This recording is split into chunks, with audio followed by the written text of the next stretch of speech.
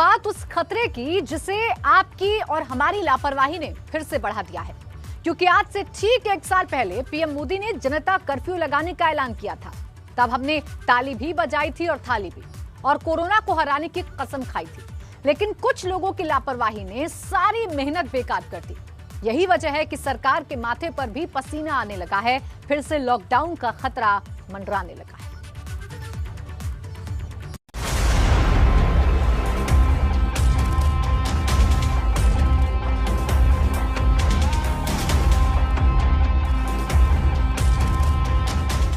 आज प्रत्येक देशवासी से एक और समर्थन मांग रहा हूं। ये है जनता कर्फ्यू। जनता कर्फ्यू यानी जनता के लिए, जनता द्वारा खुद पर लगाया गया कर्फ्यू। इस रविवार यानी 2 दिन के बाद 22 मार्च रविवार को सुबह 7 बजे से रात 9 बजे तक सभी देशवासियों को जनता कर्फ्यू का पालन करना है। इस जनता कर्फ्यू के दरमियान कोई भी नागरिक घरों से बाहर न निकले, न सड़क पे जाएं, न मोहल्ले में या सोसाइटी में इकट्ठे हो, अपने घरों में ही रहें। हां, जो आवश्यक सेवाओं से जुड़े हुए हैं उनको तो जाना ही पड़ेगा। लॉकडाउन का 1 साल कितना बदला देश का हाल।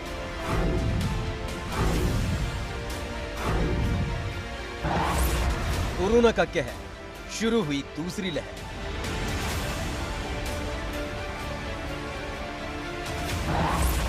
चौबीस घंटे के आंकड़े डरा रहे हैं, पुराने दिन याद दिला रहे हैं।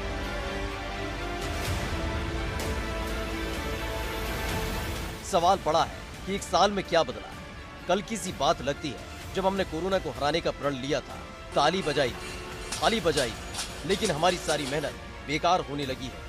बीमारी पर अब हमारी लापरवाही भारी पड़ने लगी है।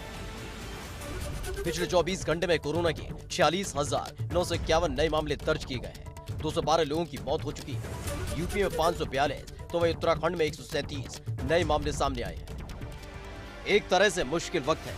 मुश्किल इसलिए कि पिछले साल 22 मार्च को जब देश भर में जनता कर्फ्यू लगा था, तब देश में थे कोरोना के 400 से भी कम मामले। सिर्फ 4 लोगों की मौत हुई थी, जबकि आज 1 करोड़ 16 लाख से ज्यादा मामले हैं और अब तक 1,59,000 लोगों की मौत हो चुकी है।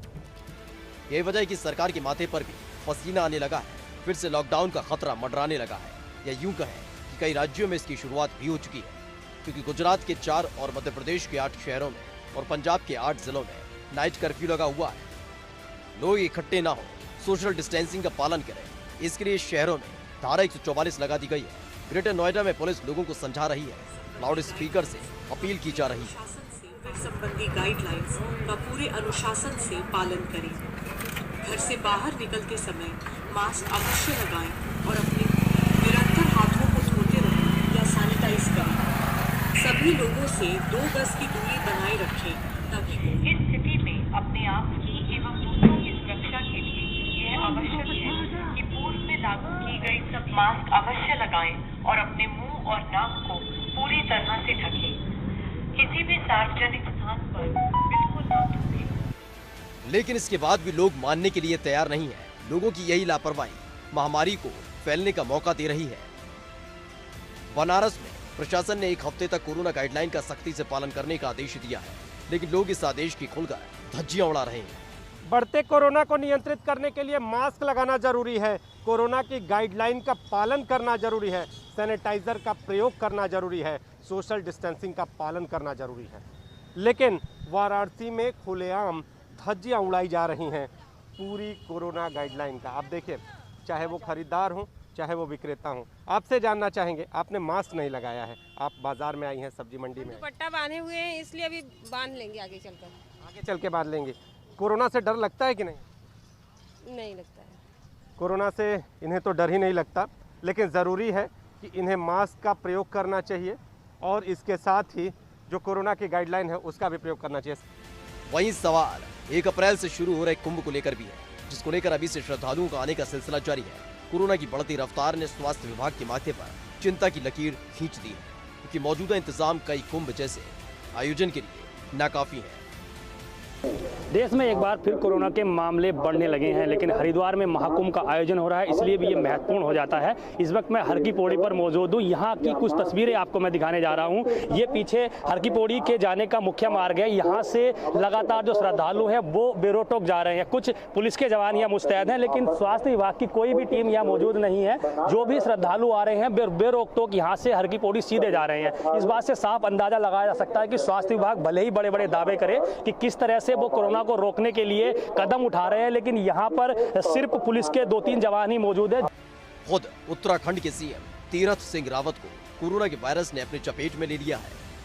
उनसे पहले लोकसभा स्पीकर ओम बिरला भी संक्रमण की चपेट में आ चुके हैं। कोरोना का वायरस उन लोगों की भी जान ले चुका है जिनके पास सुविधाओं की कोई कमी नहीं थी, फिर चाहे असम के पूर्व सीएम तरुण गोगोई हो या फिर कांग्रेस के दिग्गज नेता अहमद पटेल।